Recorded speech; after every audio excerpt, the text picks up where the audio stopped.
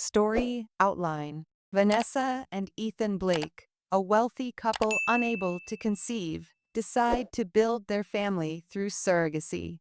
Rather than relying on a single surrogate, they hire three women: Rachel, Claire, and Jasmine, each with their own unique struggles and motivations.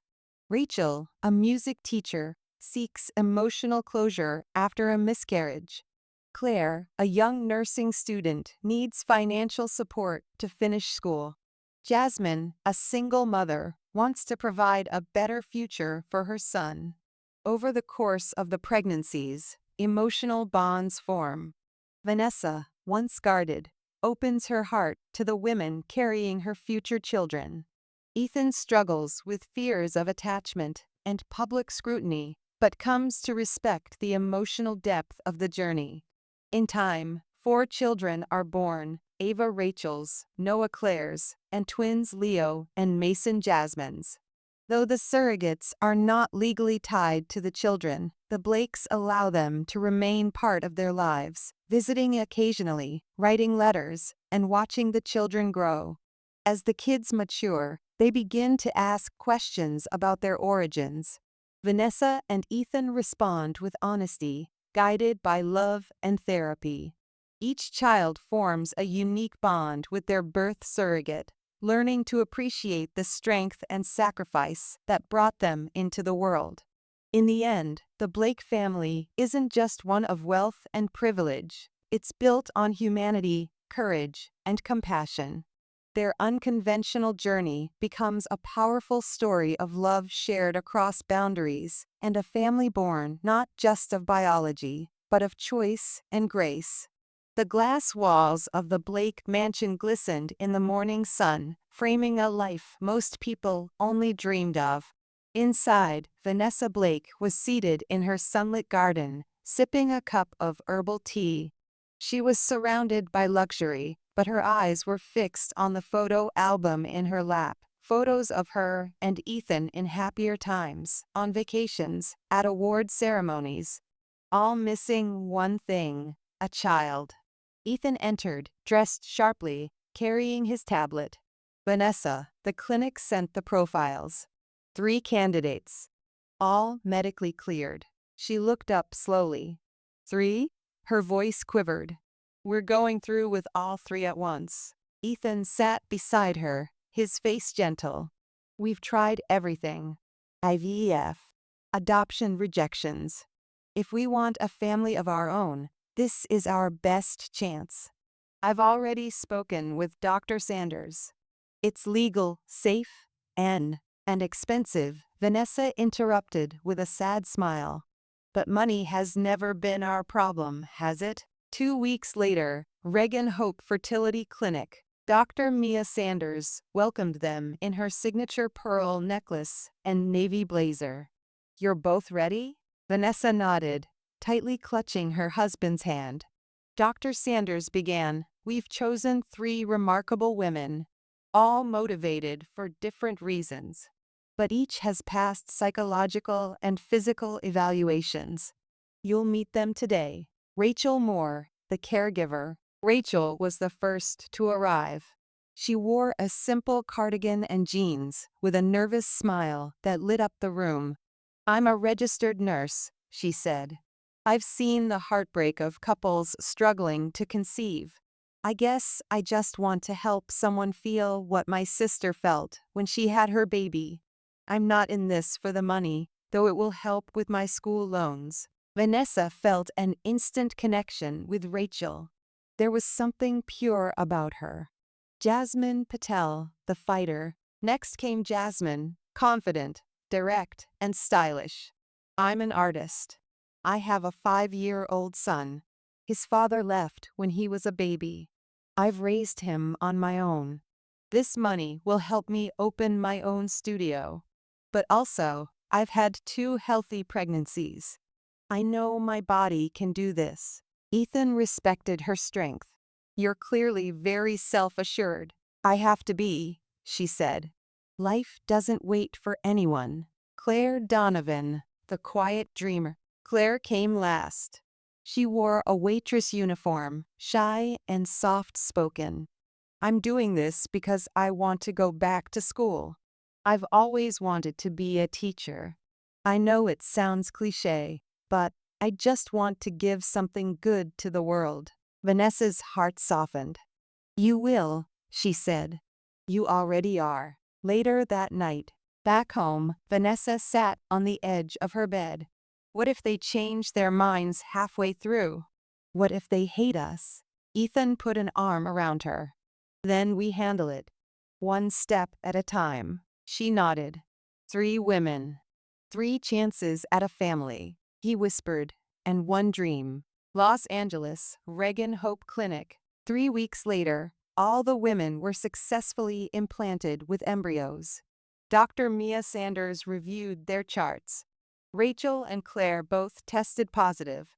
Jasmine's test was inconclusive. "We'll need a repeat in 48 hours. Vanessa gripped Ethan's hand tightly. "2 is already more than we had before," she whispered.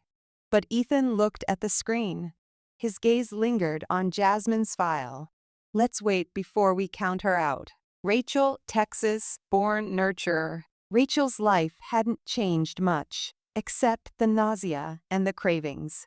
She continued her nursing shifts, even though she was advised to take it easy. One night, Vanessa visited her modest apartment. "I brought you something," Vanessa said, holding a small box. Inside was a prenatal massage voucher and handmade vitamin packs. Rachel smiled. "No one's ever cared for me like this." Vanessa touched her hand. "You're doing something I couldn't do. I'll never stop being grateful." Rachel blinked back tears. "I think about what this baby means to you every day." Jasmine, the artist's instinct. Jasmine's second test came back positive. She was officially pregnant, but her reaction wasn't what Vanessa expected. "I didn't think I'd feel weird about it," Jasmine admitted when Vanessa visited her art studio. "Regret?" Vanessa asked carefully. "No, not regret," Jasmine said, rubbing her belly. "Just attachment. It's not even mine, but it's growing inside me. It's hard to keep a wall up." Vanessa sighed. "I worry about that too. That you'll love the baby too much, or not enough." Jasmine looked her in the eye. "I'll carry it.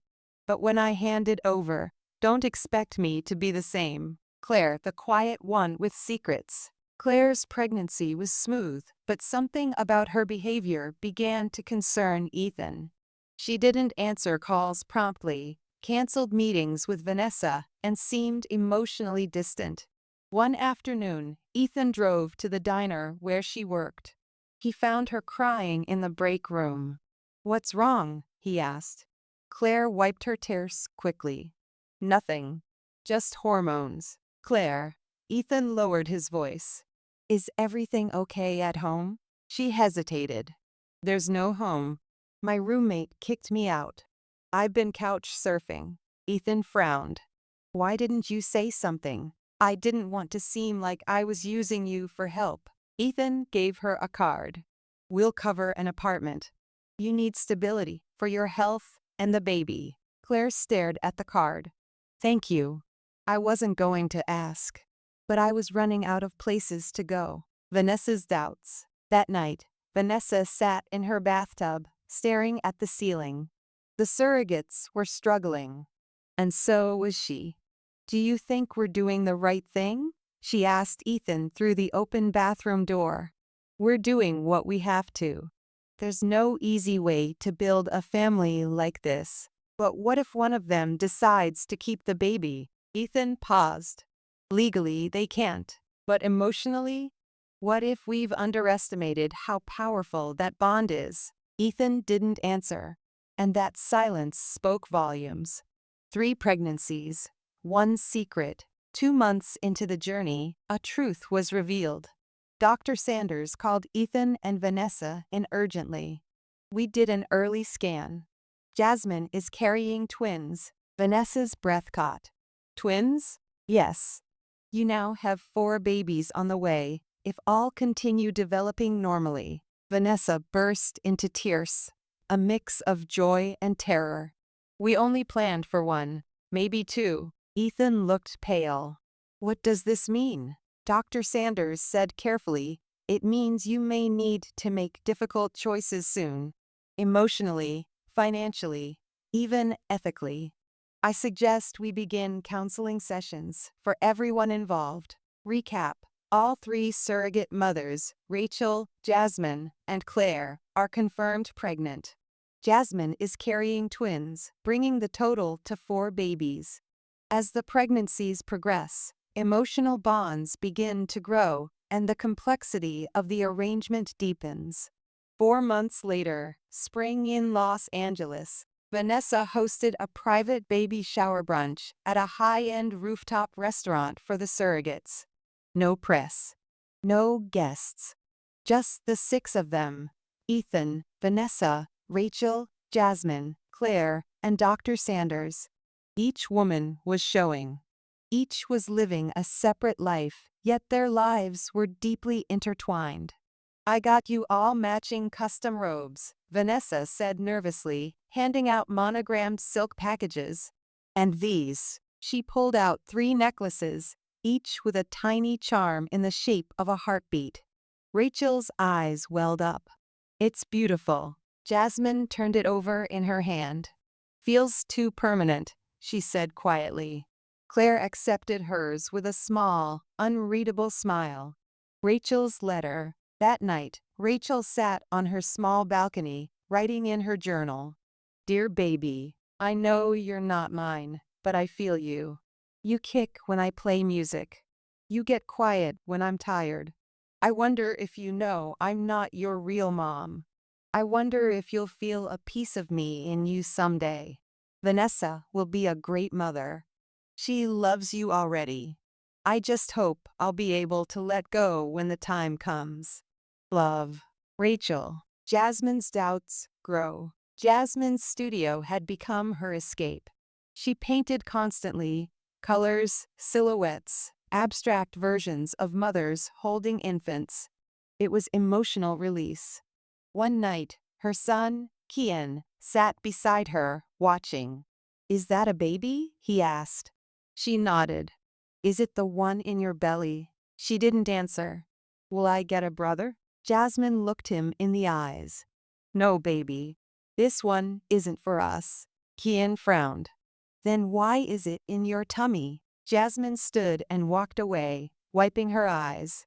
She hadn't told him the truth. Not yet. Not completely. Claire's emotional shift. Claire was now living in a small apartment paid for by the Blakes. It was clean and quiet, but lonely. She had few friends and no real support. Vanessa came to check in and brought baby clothes for fun. These are adorable, Claire said, holding up a tiny onesie. Vanessa smiled. You're doing great, Claire. I can tell you're taking this seriously. Claire hesitated. Can I ask you something? Of course. What happens after? When I give you the baby, what happens to me? Vanessa sat down beside her. You go on with your life. We'll make sure you're taken care of financially. And if you ever need help, we'll be here. Claire nodded slowly, but Vanessa could sense the wall she was building. The medical curveball. At a routine checkup, Dr. Sanders had unexpected news. Jasmine's twins are developing well, she said. But Claire's pregnancy has complications. A mild placental abruption. It's treatable, but she needs strict bed rest for the next few weeks. Ethan turned to Claire. We'll move you to a private suite near the hospital. Claire bit her lip. I don't want to be a burden. You're carrying our child, Vanessa said firmly. You're not a burden. You're a priority. Vanessa's growing fears. Back at the mansion, Vanessa stared at the nursery design boards. Cribs. Wall decals. Color palettes. But something didn't feel right. Ethan, she said, what if one of them doesn't let go? What if I fall in love with these babies before I even hold them, and it all falls apart? Ethan took her face in his hands. Then we deal with it. Together. But this isn't natural, she whispered. We're walking a tightrope between gratitude and dependence. You've waited for this your whole life, Ethan said. Don't be afraid now. She nodded, but the fear remained, heavy and real. The Surrogates' secret meeting. Weeks later, Jasmine invited Rachel and Claire to her art studio. No lawyers. No Blakes. Just them. I wanted us to talk, Jasmine said. Honestly, are you guys okay with this? Rachel looked down. I tell myself I am. But sometimes I feel like I'll hand over a piece of myself and then just disappear. Claire was quiet for a moment. What if I wanted to stay in the baby's life? Not as a mother. Just as someone who knows them? Jasmine nodded. I've been thinking the same. Rachel's voice cracked. Would the Blakes even allow that? Jasmine answered, we need to find out. Before it's too late. Vanessa and Ethan's home, a legal review meeting. A sleek binder sat on the table. Inside were signed contracts, legal documents, medical clearances, and timelines. Everything was accounted for, except emotions. Ethan's lawyer, Greg Lyons, closed the binder. You're protected. Once the babies are born, custody transfers immediately. The surrogates have no parental rights under California law. Vanessa looked uneasy. What if one of them wants to stay in contact? Greg raised an eyebrow. That's uncommon, but not illegal if you allow it. Just understand, it can blur emotional boundaries. Vanessa nodded slowly. I'll think about it. Claire's hospital stay. Claire was now on bed rest in a private hospital suite funded by the Blakes. One afternoon, Vanessa brought flowers and a tablet full of nursery pictures. This is your baby's room, Vanessa said, showing Claire the soft pastel designs. Claire smiled faintly. It's beautiful. Vanessa sat beside her. Claire, I want you to know, after the birth, we won't just disappear.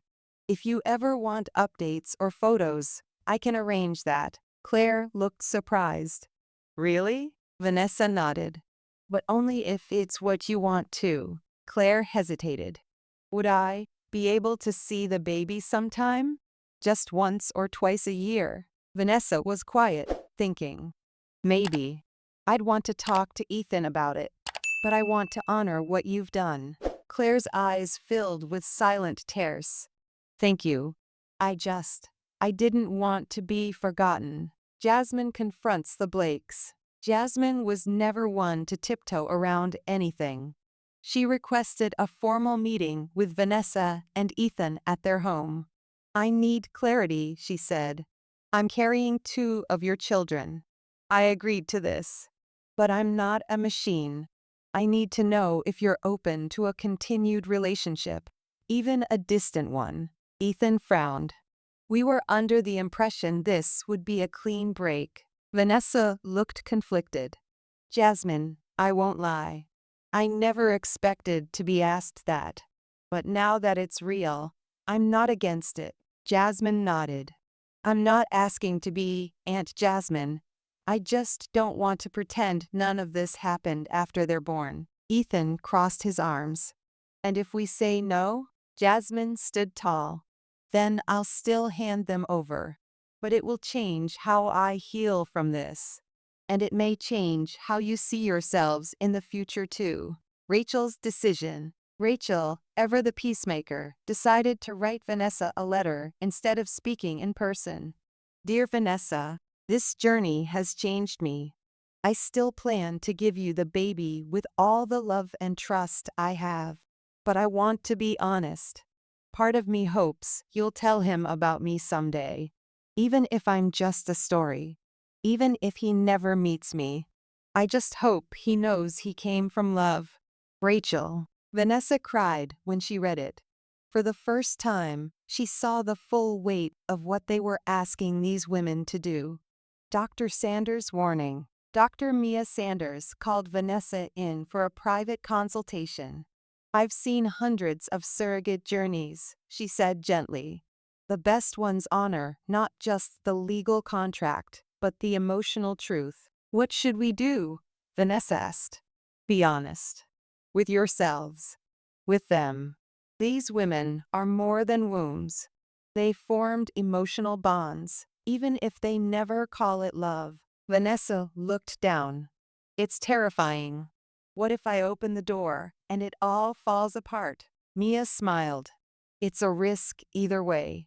But compassion is rarely a mistake. Ethan's resistance. At dinner, Vanessa told Ethan she wanted to give the surrogates limited visitation rights, once-a-year updates, or occasional visits, if they requested. Ethan was not pleased. You're making this emotional when we agreed to keep it clean. They're human, Ethan. They're not our employees. They're carrying our children. And what happens when the kids get confused?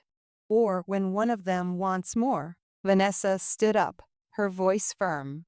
Then we'll deal with it.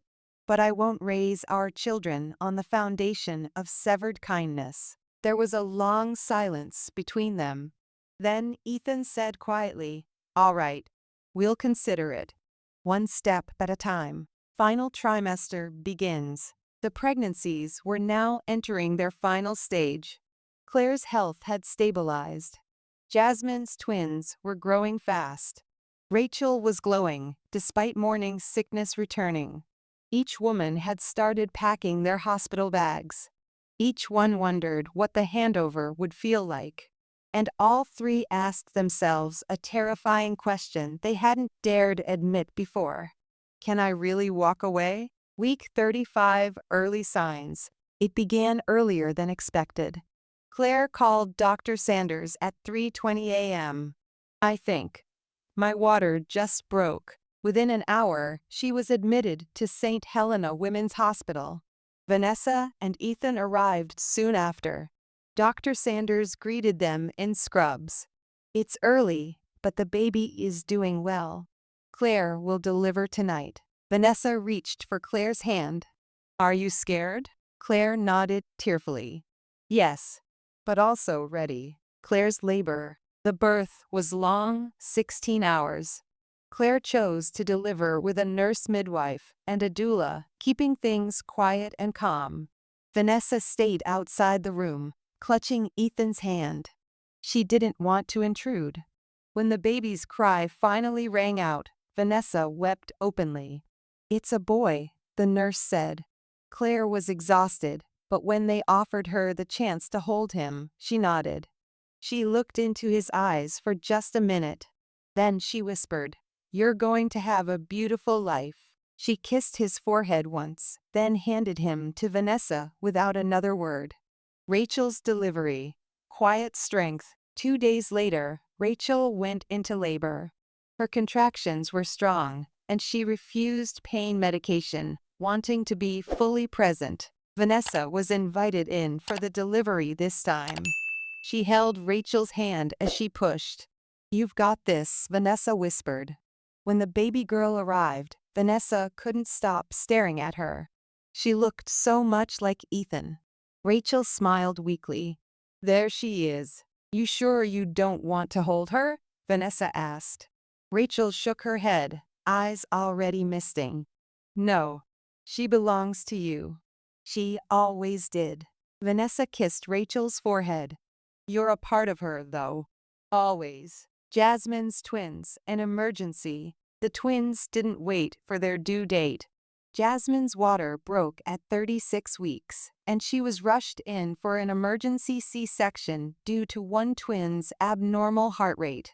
Ethan paced in the hallway while Vanessa sat, frozen in fear. 2 hours later, Dr. Sanders emerged, still in surgical scrubs. 2 boys, she announced. Healthy. Jasmine's stable, but she's asked to see you both before you go to the NICU. Vanessa entered the recovery room to find Jasmine, pale and tired, holding a baby in each arm. I need 5 more minutes, Jasmine said.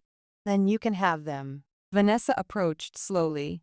Take your time. Jasmine kissed each boy once. They're not mine, I know that. But I carried them. I felt them kick. I knew them before you did.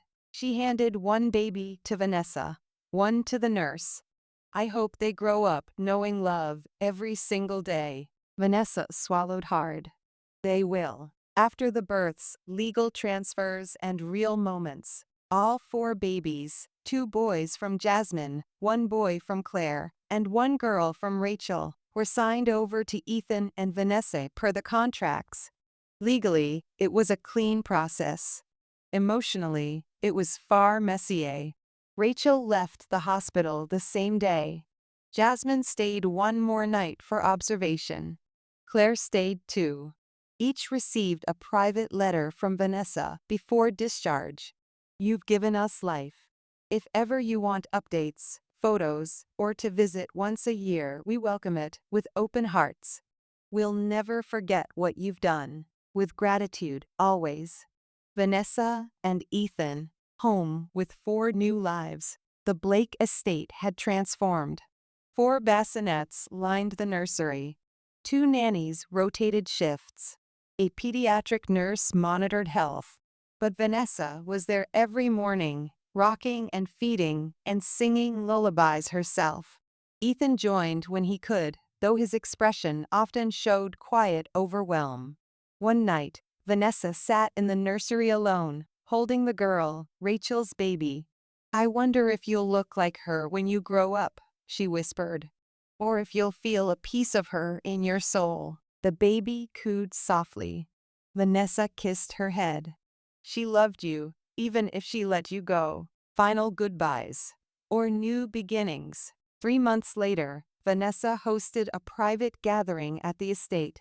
Just the Surrogates and the Blakes. No lawyers. No contracts. Just closure, or possibly connection. Rachel held the baby girl for the first time since the birth. Tears ran freely. Claire sat beside the baby boy she delivered, brushing a curl from his forehead. He looks so strong. Jasmine watched the twins from a slight distance. I don't need to be a part of their lives, she said. But I'm glad to see they're safe. That matters. Vanessa walked over and said, You'll always be welcome here. All three of you. However much or little you want to be. Jasmine smiled. Then maybe I'll stop by again. Someday. Blake Estate, first birthday celebration. The grand backyard was filled with soft pastel balloons, fairy lights, and gentle music. A private event, no media, no outsiders. Just family and a few trusted friends. Vanessa carried her daughter, Ava, in one arm and held one of the twins, Leo, on her hip. Ethan was on the other side of the yard, lifting the second twin, Mason, as Noah, Claire's baby, toddled toward a small fountain. Avaló quedaron attecro, ervik elles curios. Vanessa quiset terea. Isis yo villaje, se whispered. Antei al love yo. Te surrogates return. Et surrogate ad ben invited. Vanessa gavetem te fredom tosaino. Buton viene, te iso edup. Rachel arribet fist, carginas maigi pura pedimbron paper. Sean sena basince te daisean de erover. Vanessa welcomed warmly. In glad you come. Iwan suricult. Rachel said softly. Buti woke upan. In edetto. Whenever was placed dinerans, Rachel gasped. Se looks. Like her own person. Se smiles when se ars piano, Vanessa whispered. Se remembers you. Rachel blinked away tears. Maybe a little part of me stayed with her. Claire's new chapter. Claire had moved to Northern California and was studying to become a midwife. Se arribet in a blue sundress and flats, her short hair tied back. Et angreted her fist. You look happy. Yam happy. Claire replied, elles on Noah. And so is he. When se Noah, he gled and reached for her necklace. Vanessa came over. Still calms down tote un minyo said todo. Claire laugued. That's muscle memory, I guess. They sat on the grass for nearly an hour, watching the kids play. Claire tourned to Vanessa. You get your word. And the always will, Vanessa said. Jasmine's unexpected emotions. Jasmine hesitated at the gate before entering. Sonkian, no five, walked beside her. This is where the baby live? Asked. Yeah, Jasmine said, her voice ticked. Vanessa welcomed her with awe. You didn't have to come. Indeed took no immediate choice, Jasmine replied. Leo and Mason were crawling toward a set of colorful blocks. Jasmine watched them, frozen. Want to say? Vanessa asked gently. Jasmine nodded and slowly approached. Signaled, and Leo looked up at her and smiled, then reached for her face.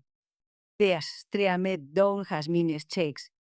I don't need to be their mom, she said. But thank you for letting me say that they're okay. Vanessa crouched beside her. They're more than okay. Because of you.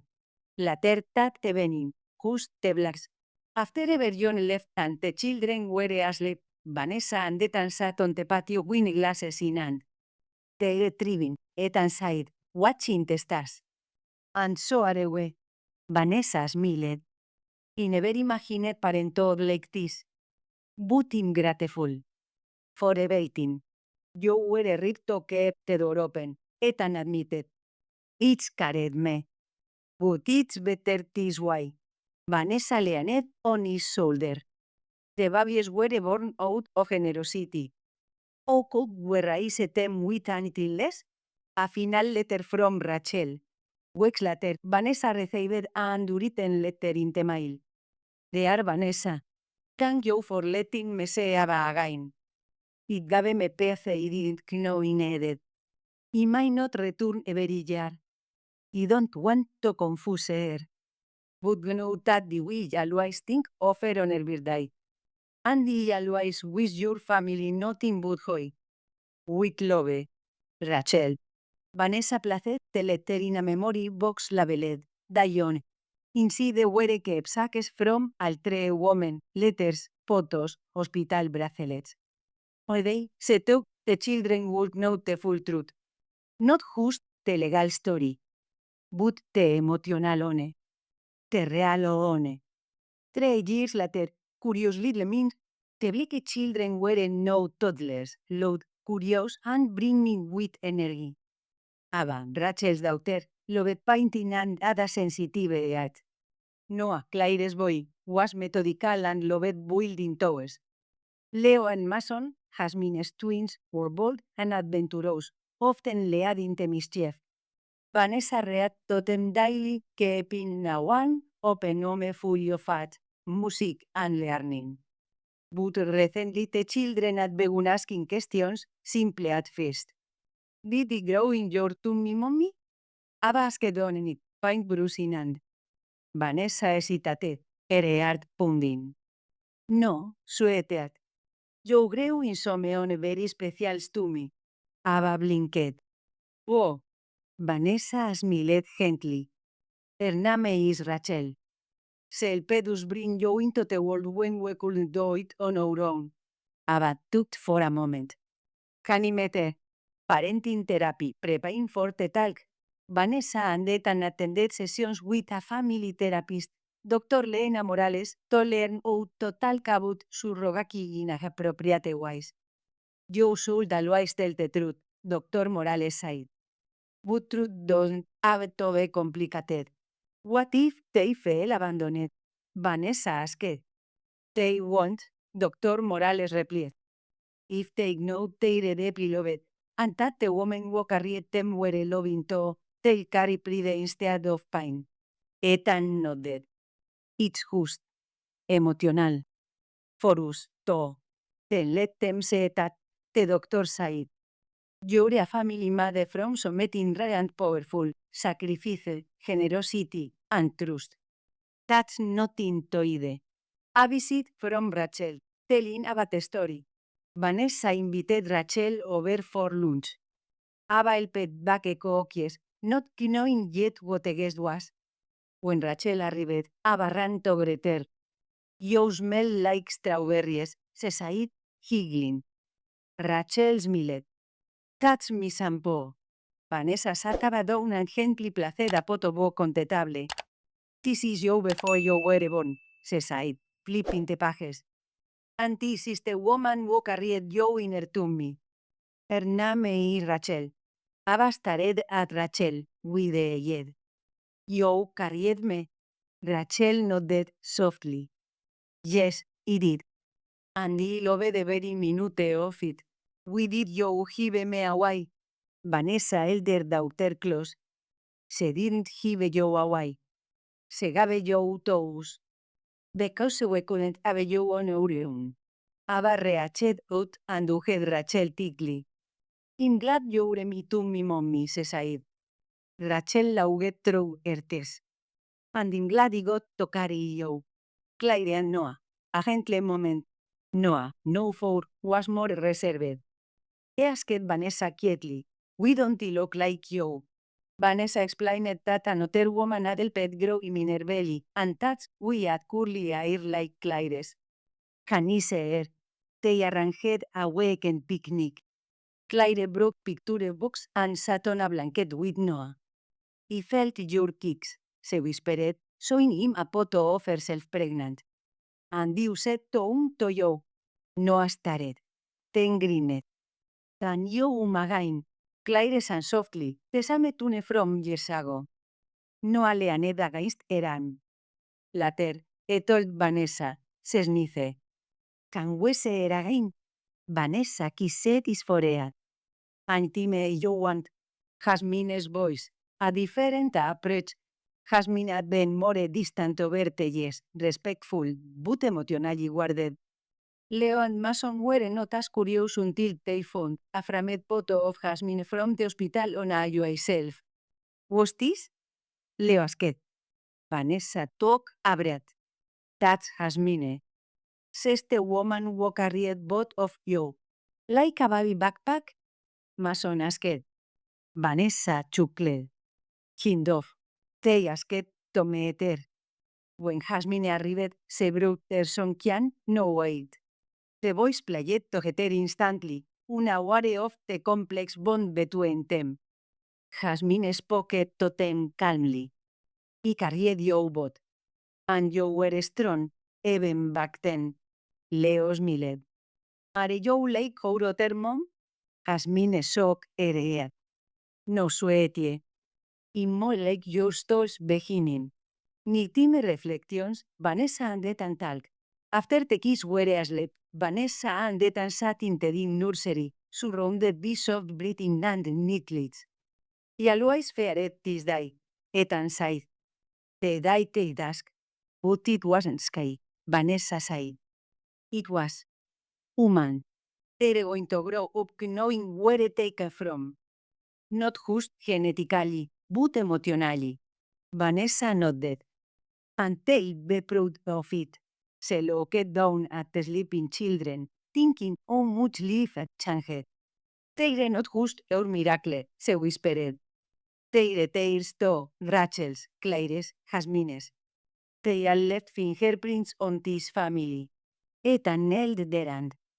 We're lucky. 5 years later, a growing understanding.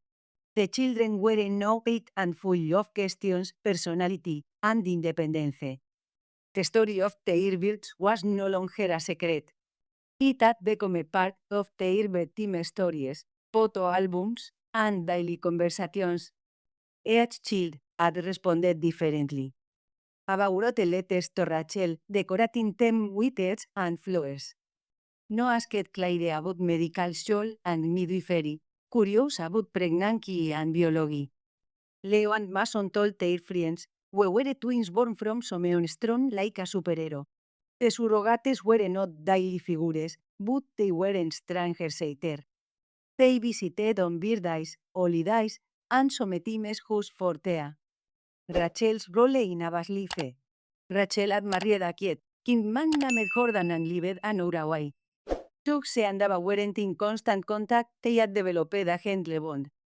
On weekend, Rachel invited Ava for a his day.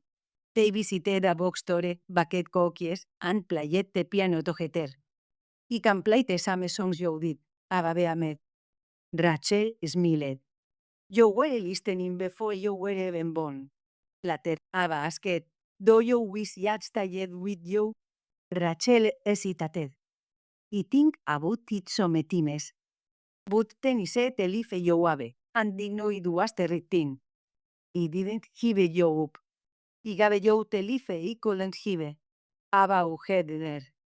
You're still part of me. Claire te midwife. Claire had finished her training and worked at a birthing center. No asked difficult visit only during career work. When Edith watched her help a new mother cradle a newborn.